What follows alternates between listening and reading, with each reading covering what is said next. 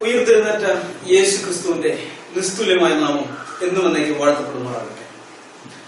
ലോകമെമ്പാടുമുള്ള ദാവാക്കാർ ഉന്നയിക്കുന്ന ഒരു കപട അവകാശവാദത്തിനുള്ള മറുപടിയായാണ് സത്യത്തിന്റെ പോരാളികൾ ഈ വീഡിയോ പുറത്തിറക്കുന്നത്. ആവർത്തന പുസ്തകം 18-ാം അധ്യായത്തിൽ മോശയെ പോലെയുള്ള ഒരു പ്രവാചകനെ ഇസ്രായേൽ മക്കളുടെ ഇടയിൽ നിന്നും ഞാൻ എഴുന്നേൽപ്പിച്ചു തരും എന്ന് ബൈബിളിൽ ദൈവം പറഞ്ഞിരിക്കുന്നത് തങ്ങളുടെ പ്രവാചകനായ മുഹമ്മദിനെ കുറിച്ചുള്ള പ്രവചനമാണെന്നാണ് ദാവാക്കാർ വാദിക്കുന്നത്. ആ വാദത്തിന്റെ പൊള്ളത്തരമാണ് നാം ഇവിടെ പരിശോധനാ വിധേയമാക്കാൻ പോകുന്നത്. തന്നെ കുറിച്ച് മോശെ പ്രവചിച്ചിട്ടുണ്ട് എന്നോ ആവർത്തന പുസ്തകം 18-ാം അധ്യായത്തിൽ പറഞ്ഞിരിക്കുന്ന പ്രവാചകൻ താനാണെന്നോ മുഹമ്മദ് ഒരു കാലത്തും അവകാശപ്പെട്ടിട്ടില്ല എന്നുള്ള കാര്യം നാം മറക്കരുത്. സ്വഹാബിമാരും അവകാശപ്പെട്ടിട്ടില്ല.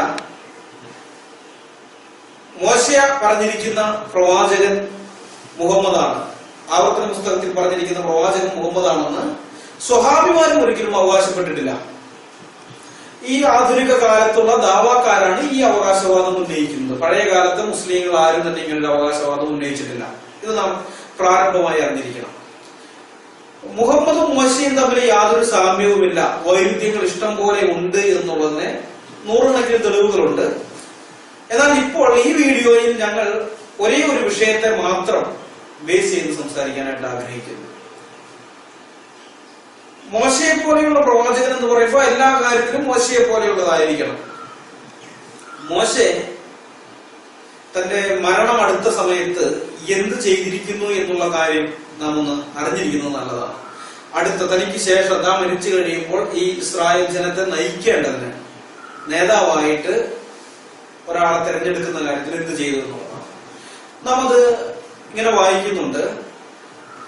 ആവർത്തന പുസ്തകം 3-ാം അധ്യായത്തിന്റെ 27-ാമത്തെ വാക്യത്തിൽ നാം വായിക്കുന്നു, യഹോവയായ ദൈവം മോശയോട് പറയുകയാണ്, യോശുവയോട് കൽപ്പിച്ചവനെ ധൈര്യപ്പെടുത്തി ഉറപ്പിക്കുക, അവൻ നായകനായി ഈ ജനത്തെ അക്കരെ കടത്തും, നീ കാണുന്ന ദേശം അവൻ അവർക്ക് അവകാശമായി പങ്കിട്ടു കൊടുക്കും എന്ന് അരുളി ചെയ്യുന്നതായിട്ട് ആവർത്തന പുസ്തകം 3-ാം അധ്യായം 27-ാമത്തെ വാക്യത്തിൽ നാം വായിക്കുന്നു. അത് കഴിഞ്ഞ് ആവർത്തന പുസ്തകം 31-ാം അധ്യായത്തിന്റെ 14-ാമത്തെ വാക്യത്തിൽ നാം കാണുന്നുണ്ട്, അന്ന് ദൈവം പറഞ്ഞ കാര്യം മോശ ചെയ്തതായിട്ട്. യഹോവ പിന്നെയും മോശയോട് പറയുകയാണ്, നീ മരിക്കാനുള്ള സമയം അടുത്തിരിക്കുന്നത് കൊണ്ട് യോശുവയ്ക്ക് കൽപ്പന കൊടുത്ത് അവനെ നേതാവാക്കേണ്ടതിന് അവനെ വിളിച്ച് നിങ്ങൾ സമാഗമന കൂടാരത്തിൽ വന്ന് നിൽക്കാനായിട്ട് ദൈവം പറയുന്നുണ്ട്. അങ്ങനെ മോശയും യോശുവയും കൂടി സമാഗമന കൂടാരത്തിന്റെ മുമ്പാകെ വന്ന് നിൽക്കുകയും ഇസ്രായേൽ ജനമെല്ലാം കാണുകയെ അവിടെ വെച്ച് മോശ യോശുവയെ അടുത്ത നേതാവായിട്ട് തന്റെ പിൻഗാമിയായിട്ട് അഭിഷേകം ചെയ്യുകയും ചെയ്തു. അതുകൊണ്ട് തന്നെ ഇസ്രായേൽ ജനത്തിനെല്ലാം മനസ്സിലായി, മോശ മരിച്ചു കഴിഞ്ഞാൽ അടുത്ത നേതാവ് ഞങ്ങളെ നയിക്കാനുള്ള ആള് യോശുവയാണ് എന്ന്. യോശുവ അതുപോലെ തന്നെ അവരെ നയിക്കുകയും ചെയ്തു. യോശുവയുടെ നേതൃത്വത്തിൽ ഇസ്രായേൽ ജനം കനാൻ നാട്ടിലേക്ക് പ്രവേശിക്കുന്നുണ്ട്. യോർദാൻ നദിയെ വിഭാഗിച്ചുകൊണ്ട് അവർ കനാൻ നാട്ടിലെത്തി. അവിടെയുള്ള ദേശനിവാസികൾ അവരോട് യുദ്ധത്തിന് വന്നു.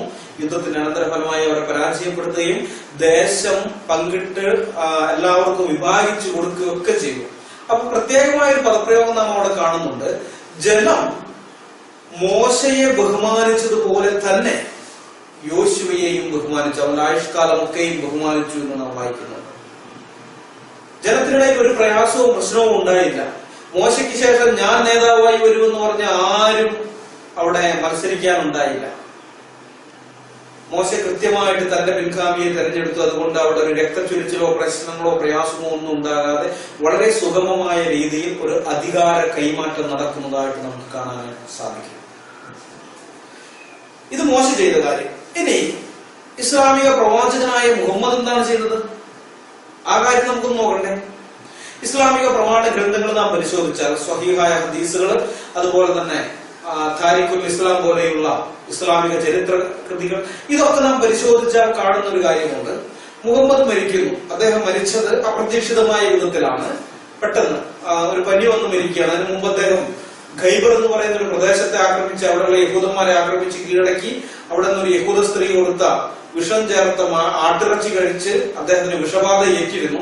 മരിക്കാൻ കിടക്കുന്ന സമയത്ത് അദ്ദേഹം തന്റെ ഭാര്യയായിരിക്കുന്ന ആയിഷയോട് പറയുന്നുണ്ട്, ആ ഖൈബറിൽ നിന്ന് കഴിച്ച വിഷത്തിന്റെ ശക്തി കാരണം ജീവനാടി മുറിഞ്ഞു പോകുന്നത് പോലെയുള്ള വേദന ഞാൻ അനുഭവിക്കുന്നതാണ്. അങ്ങനെ കഠിനമായ വേദനയൊക്കെ അനുഭവിച്ച് അദ്ദേഹം മരിച്ചു. മരിച്ചപ്പോൾ തനിക്ക് ശേഷം ആരെ അടുത്ത നേതാവായി അവരോധിക്കണം എന്നുള്ള കാര്യം അദ്ദേഹം പറഞ്ഞേയില്ല.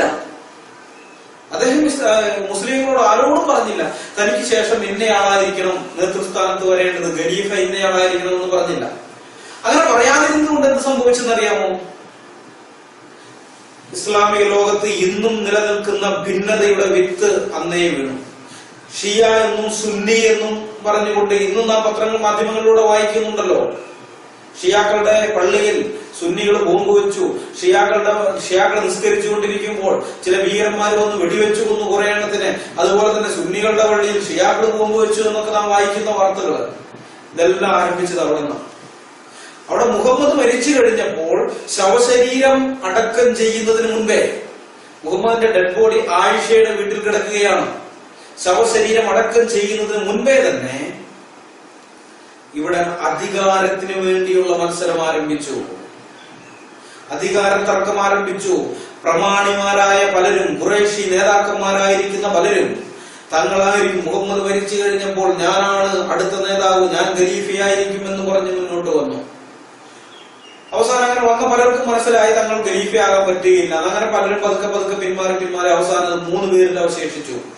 അബൂബക്കർ മുഹമ്മദിന്റെ അമ്മായപ്പനാണ്, ഉമർ ഇബ്നു ഖത്താബ് മുഹമ്മദിന്റെ അമ്മായപ്പനാണ്, അലി മുഹമ്മദിന്റെ മരുമകനാണ്, മകളുടെ ഭർത്താവാണ്. മുഹമ്മദിന്റെ കുടുംബക്കാർ 3 പേരും മുഹമ്മദിന്റെ കുടുംബക്കാരാണ്. അവർ മാത്രം അധികാരത്തിന്റെ ആ മത്സരത്തിൽ, ആ കളിക്കളത്തിൽ, അധികാരത്തിന് വേണ്ടിയുള്ള മത്സരത്തിന്റെ ആ രംഗവേദിയിൽ ഈ 3 കൂട്ടർ മാത്രമായി. അതിൽ ഉമർ ബുദ്ധിയുള്ള മനുഷ്യനാണ്. ഉമറിന് കാര്യം മനസ്സിലായി, ഇങ്ങനെ പോയി കഴിഞ്ഞാൽ അലി ഖലീഫയാണ്. അലി താരതമ്യേന വളരെ ചെറുപ്പമാണ്. അബൂബക്കറും ഉമറും പ്രായമുള്ളവരാണ്. അലി എങ്ങാനും ഖലീഫയായി കഴിഞ്ഞാൽ പിന്നെ ഒരിക്കലും അബൂബക്കറിനും ഉമറിനും ഖലീഫയാകാൻ പറ്റുകയില്ല. കാരണം ഒരു ഖലീഫ മരിക്കാതെ അടുത്ത ആളെ ഖലീഫയായി തിരഞ്ഞെടുക്കാൻ പാടില്ല. അപ്പോൾ അലി ഖലീഫയായി കഴിഞ്ഞാൽ അലി ചെറുപ്പമാണ്. അലി മരിക്കുന്നതിന് മുൻപേ തന്നെ പ്രായമേറെയുള്ള അബൂബക്കറും ഉമറും മരിച്ചു പോകും. അതുണ്ടാകാതിരിക്കാൻ ഉമർ ബുദ്ധിപൂർവ്വം ഒരു കളി കളിച്ചു. അദ്ദേഹം തന്റെ സ്ഥാനാർത്ഥിത്വം പിൻവലിച്ചു. ഖലീഫയാകുവാനുള്ള മത്സര രംഗത്തുണ്ടായിരുന്ന 3 പേരിൽ നിന്ന് ഉമർ പിൻവാങ്ങിയിട്ട് അബൂബക്കറിനെ പിന്താങ്ങി. അബൂബക്കർ അടുത്ത ഖലീഫയാകുവാൻ ഞാൻ പിന്തുണയ്ക്കുന്നു, അബൂബക്കറിനെ ഞാൻ പിന്തുണയ്ക്കുന്നു എന്ന് പറഞ്ഞു. എന്തിനു വേണ്ടിയാണ് അത് ചെയ്തതെന്ന് വെച്ചാൽ അബൂബക്കർ പ്രായമുള്ള മനുഷ്യനാണ്. അദ്ദേഹം ഖലീഫയായി കഴിഞ്ഞാൽ കുറച്ചു നാളുകൾക്കുള്ളിൽ അദ്ദേഹം മരിക്കാൻ സാധ്യതയുണ്ട്. അദ്ദേഹം മരിച്ചു കഴിഞ്ഞാൽ തനിക്ക് അടുത്ത ഖലീഫയാകാം. പക്ഷെ അലി എങ്ങാനും ഖലീഫ സ്ഥാനത്ത് വന്നാൽ പിന്നെ തനിക്ക് ഒരിക്കലും ഖലീഫയാകാൻ പറ്റുകയില്ല. അതിനേക്കാൾ ഭേദം അല്പം കാത്തിരുന്നിട്ടായാലും ഖലീഫയാകുന്നതാണെന്ന് തീരുമാനിച്ച ഉമർ ഇങ്ങനെ ഒരു കളി കളിച്ചു. അങ്ങനെ അവസാനം മത്സര രംഗത്ത് ഇവർ 2 പേരും മാത്രമായി, അബൂബക്കറും അലിയും മാത്രം. അബൂബക്കറിന്റെയും ഉമറിന്റെയും ഒക്കെ ഗ്യാങ് വളരെ ബുദ്ധിപൂർവമുള്ള ഒരു നീക്കത്തിലൂടെ ഖലീഫ സ്ഥാനത്തേക്ക് വന്നു. ഇത് അലിക്ക് ഇതിനോട് എതിർപ്പായിരുന്നു. അതുകൊണ്ട് തന്നെ അലി ബയ്യത്ത് എന്ന് പറഞ്ഞാൽ അനുസരണ പ്രതിജ്ഞ, അബൂബക്കറിനെ ഖലീഫയായി അംഗീകരിച്ചുകൊണ്ട് അനുസരണ പ്രതിജ്ഞ ചെയ്യുവാൻ അദ്ദേഹം തയ്യാറായില്ല. അവരങ്ങനെ വിഭാഗിച്ചു തന്നെ നിന്നു, വിഘടിച്ചു തന്നെ നിന്നു. അലിയെ അനുകൂലിക്കുന്ന കുറെ പേർ മദീനയിലുണ്ടായിരുന്നു. അവരൊരു ഗ്രൂപ്പ്, ഇപ്പുറത്ത് വേറൊരു ഗ്രൂപ്പ്. ഒരിക്കൽ ഈ അധികാര തർക്കത്തിന്റെ പേരിൽ മുഹമ്മദിന്റെ കുടുംബത്തിൽ ജീവനോട് അവശേഷിച്ച ഒരേ ഒരാളെന്ന് പറയുന്നത് മകൾ ഫാത്തിമ മാത്രമാണ്. മുഹമ്മദിന്റെ ആൺകുട്ടികളെല്ലാം ചെറുപ്രായത്തിലെ മരിച്ചുപോയി. പെൺമക്കളൊക്കെ മുഹമ്മദ് ജീവിച്ചിരിക്കുന്ന സമയത്ത് ഒരാളൊഴികെ എല്ലാവരും മരിച്ചു. അവശേഷിച്ച ആളെന്ന് പറയുന്നത് ഫാത്തിമയാണ്. ആ ഫാത്തിമ പോലും മുസ്ലിങ്ങളുടെ കയ്യാൽ കൊല്ലപ്പെട്ടു ഈ അധികാര തർക്കം കാരണം. അത് ഷിയാക്കളുടെയും സുന്നികളുടെയും ഹദീസുകളിൽ വ്യത്യസ്തമായ വിധത്തിലാണ് അതുള്ളത്. ഷിയാക്കൾ പറയുന്നത് ഇങ്ങനെയാണ്: അലിയും കൂട്ടരും ഒക്കെ വീട്ടിനകത്ത് ഒരു ആലോചന, ഒരു കമ്മിറ്റി കൂടിക്കൊണ്ടിരിക്കുമ്പോൾ അബൂബക്കറിന് വിവരം കിട്ടി ഖലീഫയ്ക്ക് എതിരായിട്ടാണ് ഒരു കമ്മിറ്റി കൂടുന്നതെന്ന് ആരോ പറഞ്ഞു വരുത്തി. അതുകൊണ്ട് ഇവരെയൊക്കെ അറസ്റ്റ് ചെയ്ത് കൊണ്ടുവരുവാൻ അബൂബക്കറും ഉമറും കൂടി അവർ കൽപ്പനയിട്ടു. ആ കൽപ്പന അനുസരിക്കാവുന്ന പടയാളികൾ ഇവരോട് വീട്ടിൽ നിന്ന് പുറത്തിറങ്ങാൻ പറഞ്ഞു. അവർ വീട്ടിൽ നിന്ന് പുറത്തിറങ്ങിയില്ല, വീടടച്ചിട്ട് അതിനകത്തിരിക്കുകയാണ്. ഉടനെ ദേഷ്യം വന്ന പടയാളികൾ വാതിലെ ചവിട്ടിപ്പൊളിച്ചകത്ത് കടന്നു. ഇത്രത്തോളം രണ്ടു കൂട്ടർ അംഗീകരിക്കുന്നു. ഇവിടെ നിന്നാണ് പിന്നെ കഥ വ്യത്യസ്തമായിട്ട് പോകുന്നത്. ഷിയാക്കൾ പറയുന്നത് അങ്ങനെ അകത്ത് കിടന്ന പടയാളികൾ അലിയെ വാളുകൊണ്ട് വെട്ടിയപ്പോൾ തന്റെ ഭർത്താവിന് വെട്ടുകൊള്ളാതിരിക്കാൻ വേണ്ടി ഫാത്തിമ ഇടയിൽ കയറി ആ വെട്ട് തന്റെ ശരീരത്തിലേറ്റു. അങ്ങനെ മുറിവേറ്റ് 2 ദിവസത്തിനുള്ളിൽ അവർ മരിച്ചു. ഗർഭിണിയായിരുന്നു ആ സമയത്ത് ഫാത്തിമ.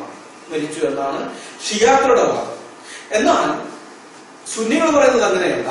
അവരുടെ വാദം വെട്ടുകൊണ്ട് മരിക്കുകയല്ല, വാതില് ചവിട്ടി പൊളിച്ചപ്പോൾ ആ വാതില് പൊളിഞ്ഞു വീണ് ഫാത്തിമയുടെ ദേഹത്ത് വീണിട്ട് ഫാത്തിമ മരിച്ചു എന്നാണ് പറഞ്ഞത്. എന്തായാലും ശരി, മുസ്ലിങ്ങളുടെ കയ്യാൽ തന്നെയാണ് ഫാത്തിമ അകാല മൃത്യുവിന് ഇരയായി തീർന്നത്. അതിനുശേഷം അലി കൊല്ലപ്പെട്ടു. അലി കൊല്ലപ്പെടുകയാണ്, മുസ്ലിങ്ങളുടെ കയ്യാൽ കൊല്ലപ്പെട്ടു. അതിനുശേഷം അലിക്കും ഫാത്തിമയ്ക്കും ഉണ്ടായിരുന്ന 2 മക്കളുണ്ടായിരുന്നു, ഹസനും ഹുസൈനും. ആ ഹസൻ അകാല മൃത്യുവിന് ഇരയായി. ഷിയാക്കൾ പറയുന്നത് സുന്നിയായിരിക്കുന്ന മുവാവിയ വിഷം കൊടുത്തു കൊന്നതാണ് എന്നാണ്. എന്നാൽ സുന്നികളെ സമ്മതിക്കുന്നില്ല, രോഗമൊന്നും മരിച്ചെന്ന് പറയും. എന്തായാലും ശരി, അദ്ദേഹം അപമൃത്യുവിന് ഇരയായി. അത് കഴിഞ്ഞിട്ട് ഹുസൈൻ എന്ന് പറയുന്ന ഒരു മകൻ, മുഹമ്മദിന്റെ പേരക്കുട്ടിയാണ്, ഹുസൈനെ കൊന്നുകളഞ്ഞു. മുസ്ലിങ്ങൾ കൊന്നുകളഞ്ഞു. കർബല എന്ന് പറയുന്ന സ്ഥലത്ത് വെച്ച് കൂഫയിലേക്കുള്ള യാത്രയിലാണ് അവര്. അങ്ങനെ ഇരിക്കുന്ന സമയത്ത് മുവാവിയുടെ മകൻ യാസീദ് ഇബ്നു മുവാവിയ ഖലീഫയായിരിക്കുമ്പോൾ ആ ഖലീഫയുടെ നിർദ്ദേശപ്രകാരം സിയാദ് എന്ന് പറയുന്ന കൂഫയിലെ ഗവർണർ ഒരു സൈന്യത്തെ അയച്ചു. ആ സൈന്യത്തിന്റെ കയ്യാൽ മുഹമ്മദിന്റെ പേരക്കുട്ടി ഹുസൈൻ കൊല്ലപ്പെട്ടു കർബലയിൽ വെച്ചിട്ട്. അങ്ങനെ കൊല്ലപ്പെടുക മാത്രമല്ല, ഇന്ന് നാം വീഡിയോയിലൂടെ, വാട്സാപ്പ് വീഡിയോയിലൂടെ ധാരാളം കാണുന്ന ഒന്നാണ് ഈ IS ഇസ്ലാമിക് സ്റ്റേറ്റ് തീവ്രവാദികൾ ഇരകളെ കഴുത്തെടുത്ത് കൊല്ലുന്നത്. അത് അവർക്ക് എവിടെ നിന്ന് കിട്ടിയതാണെന്ന് ചോദിച്ചാൽ ഇവിടെ നിന്ന് കിട്ടിയതാണ്. ഈ യാസീദിന്റെ കൽപ്പന പ്രകാരം ഹുസൈനെ കൊന്നു കളഞ്ഞിട്ട് ഹുസൈന്റെ കഴുത്ത് അറുത്ത് ആ തലയെടുത്ത് അങ്ങനെ തന്നെ ഗവർണർ എടുത്തേക്കും. ഗവർണർ അവിടെ നിന്ന് അത് ഡമാസ്കസിലേക്കും അയച്ചു കൊടുത്തു. അവിടെ മുഹമ്മദിന്റെ കുടുംബത്തെയാണ് ഇങ്ങനെ തീർന്നില്ല. അതിന് മുൻപേ വേറൊരാളെ കൊന്നിട്ടുണ്ട്. 3ാമത്തെ ഖലീഫയായിരിക്കുന്ന ഉസ്മാൻ കൊല്ലപ്പെട്ടു മുസ്ലിങ്ങളുടെ കയ്യാൽ. കൊന്നത് വേറെ സാധാരണ മുസ്ലിങ്ങളല്ല. 1ാം ഖലീഫയായിരിക്കുന്ന അബൂബക്കറിന്റെ മകന്റെ നേതൃത്വത്തിലുള്ള ഒരു സംഘമാണ് കൊന്നു കളഞ്ഞത്. 1ാം ഖലീഫ അബൂബക്കറിന്റെ നേതൃത്വത്തിലുള്ള സംഘം വന്നിട്ട് 3ാം ഖലീഫ ഉസ്മാനെ കൊന്നു കളഞ്ഞു. അതിനുശേഷമുള്ളവർ ഇതുപോലെ തന്നെ അധികാര തർക്കം, അധികാരത്തിന് വേണ്ടിയുള്ള തർക്കം, ധാരാളം കൊലപാതകങ്ങൾ ഇസ്ലാമിക ലോകത്ത് ഉണ്ടാക്കി വെച്ചിട്ടുണ്ട്. ഇനി നിങ്ങളൊന്ന് ചിന്തിച്ചു നോക്കണം. മോശയെ പോലെയുള്ള പ്രവാചകനാണ് മുഹമ്മദ് എന്ന് പറയാൻ എങ്ങനെ ഇവർക്ക് സാധിക്കുന്നു? മോശ മരിച്ചു കഴിഞ്ഞപ്പോൾ അധികാരത്തിന്റെ പേരിൽ ഒരു തർക്കവും ഉണ്ടായില്ല, സുഗമമായ അധികാര കൈമാറ്റം നടന്നു. മുഹമ്മദിന് അത് ചിന്തിക്കാനുള്ള ബോധം പോയില്ല. താൻ മരിച്ചു കഴിഞ്ഞാൽ ഇവർ അധികാരത്തിന് വേണ്ടി തമ്മിൽ അടികൂടും, ശണ്ട കൂടും എന്ന് മനസ്സിലാക്കാനുള്ള ബോധം ഉണ്ടായില്ല. അതുകൊണ്ട് അദ്ദേഹം ഇങ്ങനെ ജീവിച്ചു. ഇന്നും ലോകം അതിന്റെ ദുരന്തം അനുഭവിച്ചുകൊണ്ടിരിക്കുന്നു. നിങ്ങൾ തന്നെ ഒന്ന് പറ, ഇതെങ്ങനെയാണ്, ഈ മുഹമ്മദ് എങ്ങനെയാണ് മോശയെ പോലെയുള്ള പ്രവാചകനാവുക? ഒരിക്കലും ആവുകയില്ല. 100% സത്യമാണ്. അതുകൊണ്ട് ദാവാക്കാരുടെ ഈ പൊള്ളയായ വാദത്തെ ഞങ്ങൾ ഇനിയും, ഇതുപോലെയുള്ള പോയിന്റുകൾ ഇനിയും അനവധിയുണ്ട്. അത് വരും ദിവസങ്ങളിൽ വീഡിയോ ആയിട്ട് ഞങ്ങൾ ഇറക്കാൻ ആഗ്രഹിക്കുന്നു. ദൈവം സത്യം മനസ്സിലാക്കുവാൻ നിങ്ങളെ ഓരോരുത്തരെയും സഹായിക്കട്ടെ. യേശു ക്രിസ്തുവിന്റെ നാമം വാഴ്ത്തപ്പെടുമാറാകട്ടെ. ആമേൻ.